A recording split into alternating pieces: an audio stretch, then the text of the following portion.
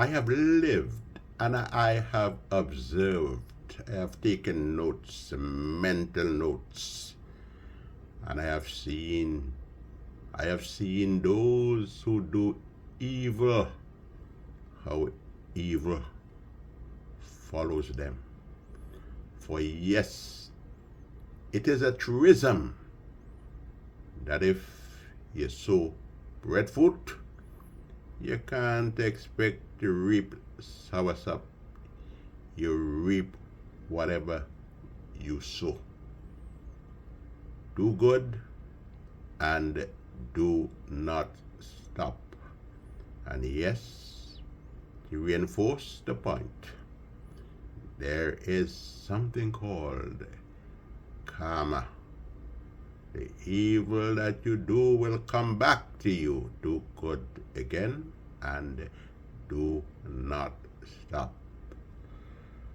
I have lived long enough to understand that tomorrow is not promised to anyone. None of us has the key to unlock tomorrow.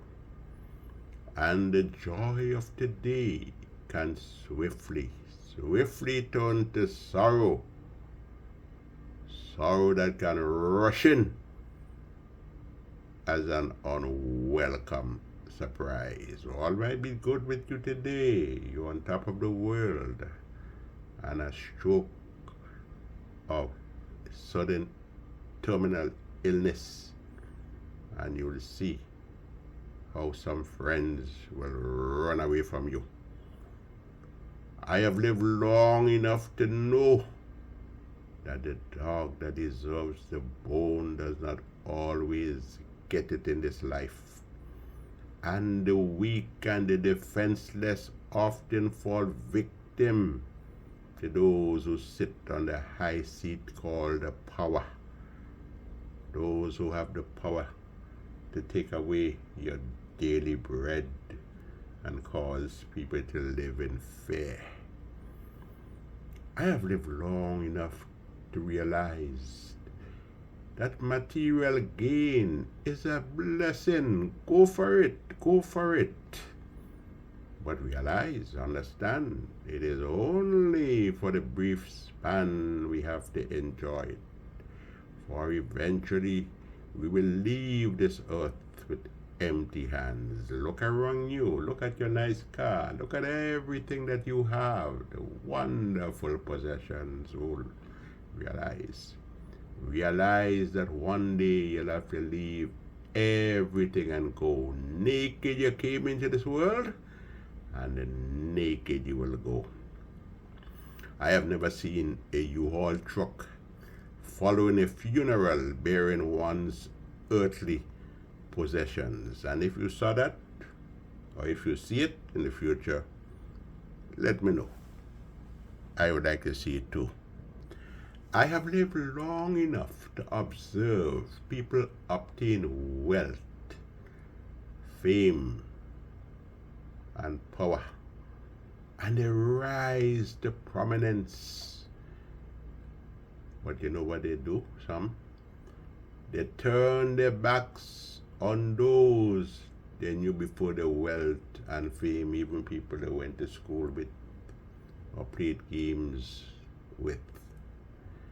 But when misfortune knocks them to the ground, they cling once more to those they had left behind.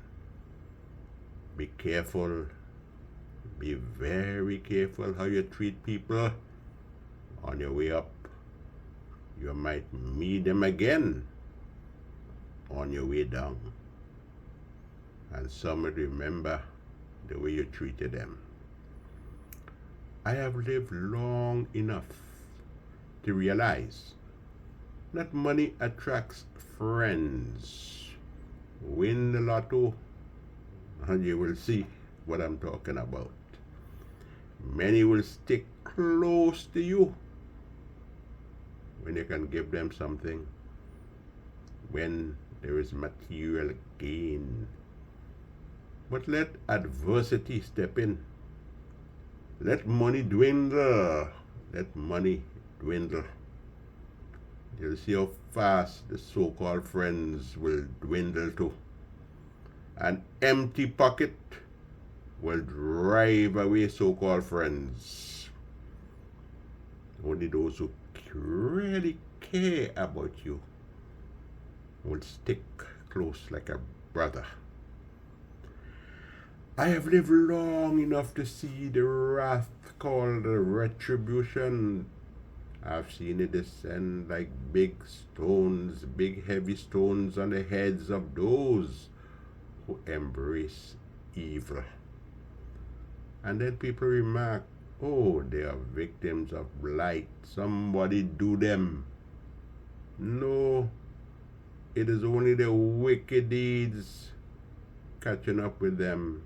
Again, I repeat, what you sow, you will reap.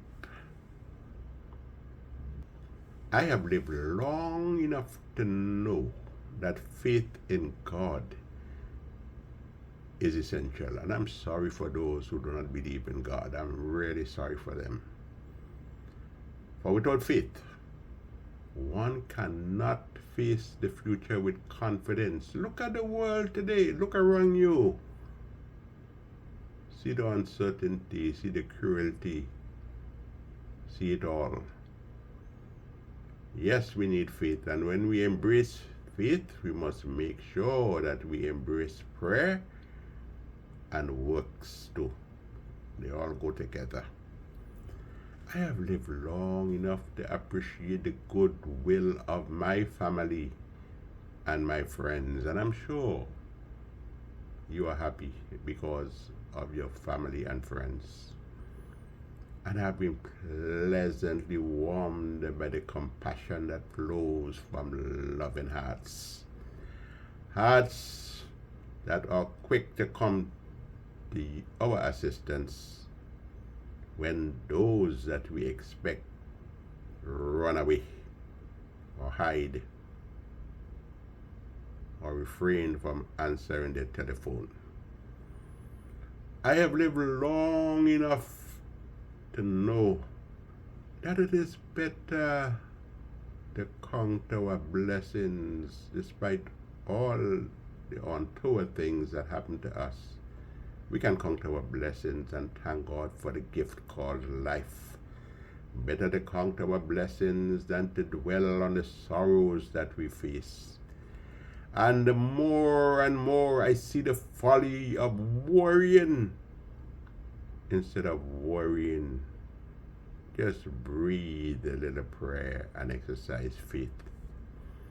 I have lived long enough to witness the games people play, how they attempt to fool people, or we say colloquially, the mamagai people. I have seen the games, yes, the lies and the deceit and the tomfoolery.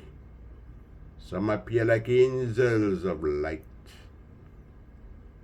but are wolves in sheep clothing. Let us pray to God for the spirit of discernment, so we will know who is who. For many think only of their own security and gratification, and what they say is just lip service. I have lived long enough to value every single day I open my eyes. I look around and see people who are much younger than I am, and they are passing away, and it saddens my heart. Some I taught at school, and I have to attend their funerals. Yes, I value every day I open my eyes. The Lord knows best.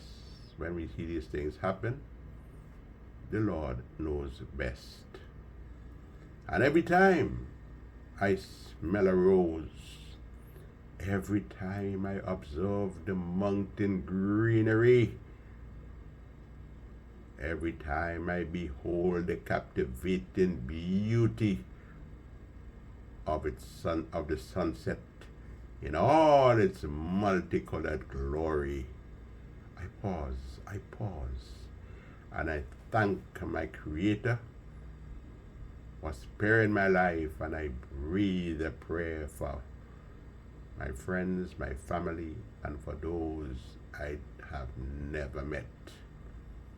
And I pray God will spare your lives also. In this day, when we face so many challenges, keep faith alive, as one person is famous for saying.